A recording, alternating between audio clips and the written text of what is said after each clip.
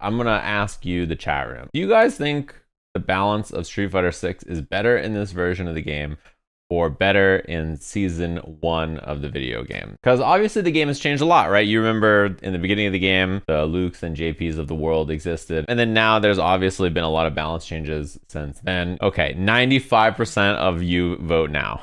96% of you think this version of the game has better balance. But I'm very curious about this because to me, I agree with you. This version of the game has better balance than season 1 of Street Fighter 6. That being said, somehow there is fewer character variety amongst a lot of the top players, which is so weird. It is so much Akuma and Bison. Those two characters are so prevalent, and when you're not seeing Akuma and Bison, you're seeing Rashid and Ed. Now, not every slot is those characters, but if you look at the people who won the premier events, right, the premier qualifiers, Evo got won by Punk, right, on Cammy, and then Mena won a tournament on Zangief. He played some Blanca also, but mostly Zangief. Kusanagi wins in France with Ryu, right? So like, look at all, this is different. Ryu winning a major in the first version of the game. This was not happening. Then Itabashi wins ECT, obviously with Zangief. It's pretty surprising to see them as the characters that qualify via winning, right? Then afterwards, Shudo and Nephew got top 2. You know, Jury did well in the last season. Not that well. I mean, she won a Capcom Cup, but she wasn't a character that won a lot of events. And then Shudo on the Akuma. Now, when you look at the World Warrior qualifiers, it looks a lot more like what the stream looks like. And honestly, if you look at the background of this poster, it looks a lot more like what the streams are like. If you watch UFA or Singapore, brother, the stream was just Akuma versus Bison, Bison versus Akuma, Bison, Bison, Akuma versus Rashid, Rashid versus Ed, Ed versus Bison. Those characters were so popular. So I've been thinking about that a little bit. Why is it that the balance in this version of the game, I think most people think is better? Even Itabashi, right? His grand finals is against Idom. The finals of this tournament was Zangief versus Manon. So like, why is it that this weekend when we watch Japan, the next event, we're going to see a lot of Bison and Akuma and etc. and people think that the balance is better? So more of the characters are more powerful and more of the characters are more capable, I think, of doing well.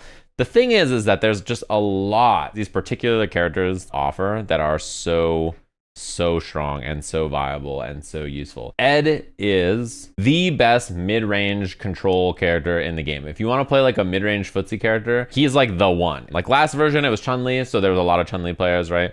But like in terms of just like playing a character who stands there and plays like mid-range footsie man, there's not a lot of really strong characters that actually fit that archetype. He's the safest, best mid-range guy. He has some of the higher execution checks in the game, which is why I think Ed is really popular, because that playstyle tends to be the most common playstyle that top players tend to play, right? Because it tends to be one of the safest. Akuma is the super powerful Shoto. He's also just good at everything. I mean, literally, if you want to play a fireball character, you could play Akuma. If you want to play tricky, like bait out characters from the air and make them with anti-air, you would think Cammy. Actually, Akuma again. I think he has the best corner game in the game, actually. Like, he has the best like fireball zoning on a motion character in the game. He is just really, really, really powerful. And then I think Bison is the easiest character in the game. If you had 2 weeks to get as good as you can at Street Fighter, I would just be like, play Bison. You can just send it with his good options and kill anybody. He's like maybe the most anyone can cook character I've played in a Street Fighter game. He is really thoughtless and powerful. I don't think he's the best character in the game, but I think the problem is for top players, picking him up as a secondary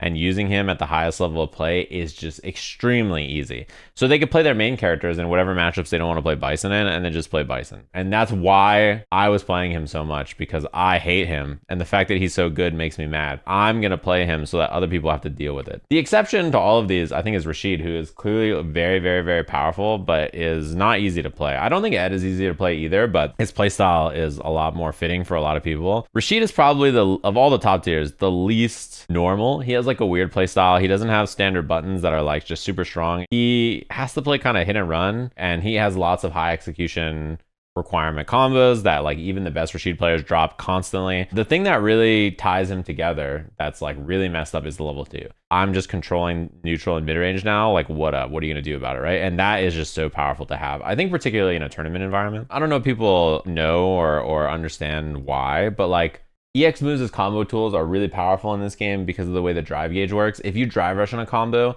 it freezes your drive gauge the entirety of the combo. Whereas if you use EX moves in your combo, you regain drive gauge during the same combo after you spend EX. So this is why like Ed, as an example, is so powerful. He's confirming into EX like Flicker, And then he like pulls you in, and then he does DP, he kill rushes in, which means it doesn't cost him drive gauge to drive rush, or he does EX Blitz, and then after he does EX Blitz, he can do the whole level 2 combo. The reason he gets to build all of his drive gauge back during that combo is because it starts by doing EX Blitz. If it was like drive rush, then level 2, then stuff, then he wouldn't be building the bar back, right? So that's part of why Bison doing EX Scissor Kick in combos is so powerful, because he does EX Scissor Kick into heavy bomb, and then he gets to build some drive gauge back during that sequence. Or if he's in the corner, he gets a bunch more. So if your character combos with EX moves, it's actually way better than comboing with drive rush confirms all the time. Same thing with Akuma doing the EX blast off the wall, the EX flame, and all the good characters typically can do that. I think Cammy is probably the example of a strong character who does that the least, right? And then you also have Ken, Zangief, and Guile. I think those 8 characters are like generally the 8 that people are worried about in this version of the game. I don't want to use a tier list, but like these are the hateful 8. We'll put them in alphabetical order. Why is M before Cammy? His name is Bison, bro. Should I put him second to last because his name is Vega? Some people may think Akuma is the best. Some people think Cammy or Ed or whoever, right? Like if you're Nemo, Zangief, even though they're super strong, they have matchups that may give them trouble, but they are really common, really powerful, really scary characters. Afterwards, these are winning gamers right here, because this isn't like a tier list. I'm just alphabetically listing them alphabetically. I know DJ and Ryu are in this. These are like gamers that can win. I actually think he's probably not in this group of characters. I think it's like these characters. If I was gonna actually order them, I think DJ and Ryu and JP are the 3 best of this tier. This is alphabetical again. What's the next tier down? Probably Scary Goblins.